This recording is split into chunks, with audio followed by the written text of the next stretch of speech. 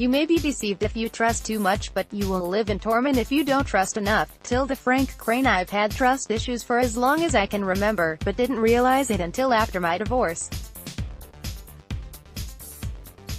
Divorce can be a traumatic experience, and in this case, it made me begin to take stock of my life.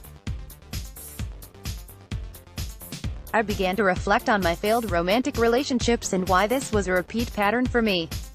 I realized then that I never let people in for fear they will let me down, belittle or make me feel small, or otherwise diminish me in some way. I keep people at a distance, and this impacts my ability to have close, connected relationships.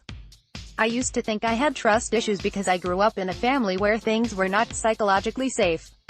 But I've come to realize there's more to it than that. Have you ever struggled with trust issues thinking they were caused by something outside yourself? That trust was a matter of what other people did, how they treated you, or how they disappointed you. Maybe it's time to consider that perhaps your trust issues are more about you than other people.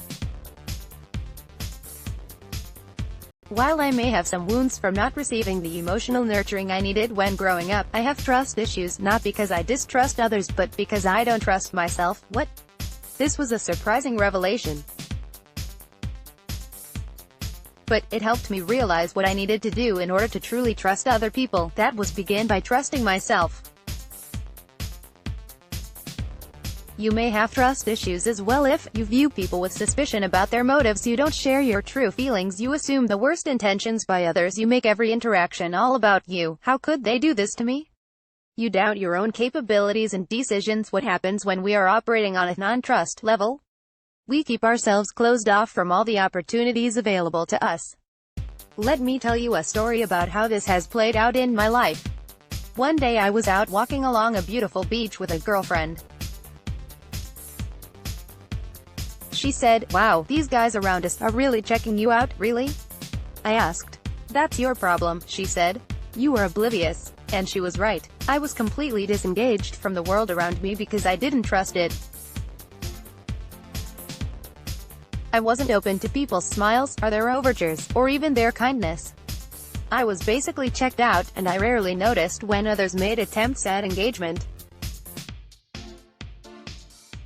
There have been many occasions when a person was about to open a door for me, but I was so busy being independent that I opened IR myself without even noticing their attempted act of kindness.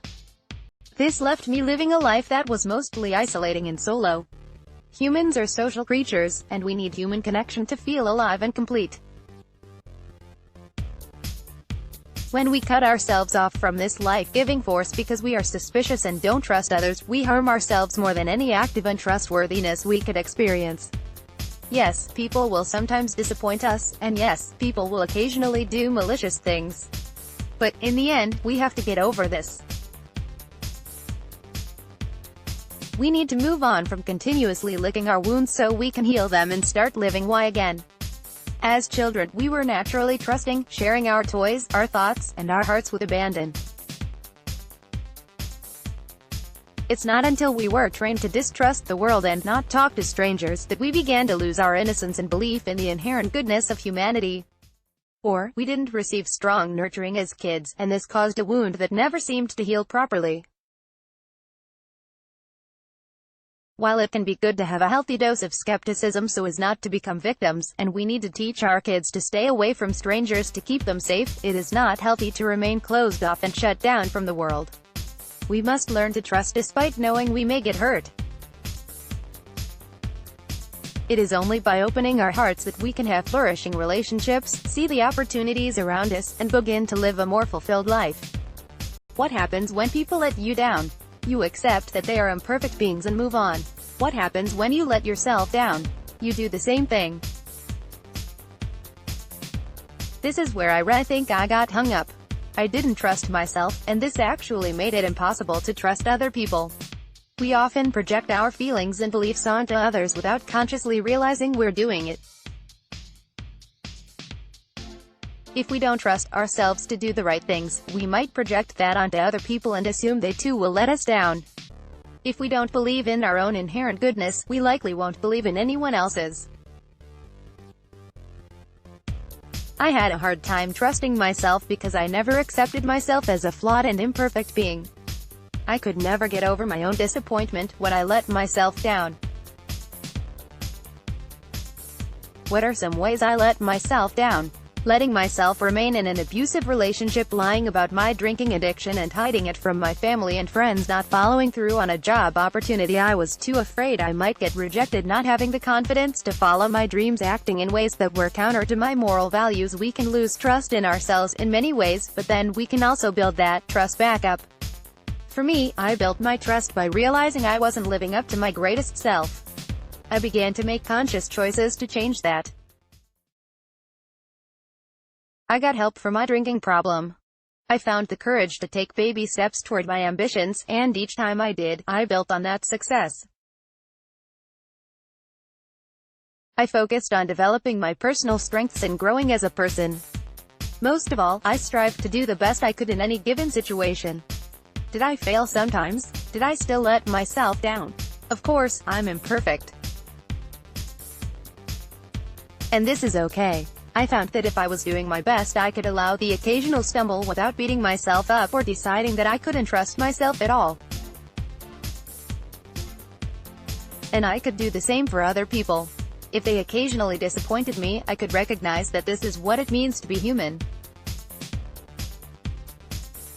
I realized I didn't have to see things as black and white, that people, myself included, are either trustworthy or not.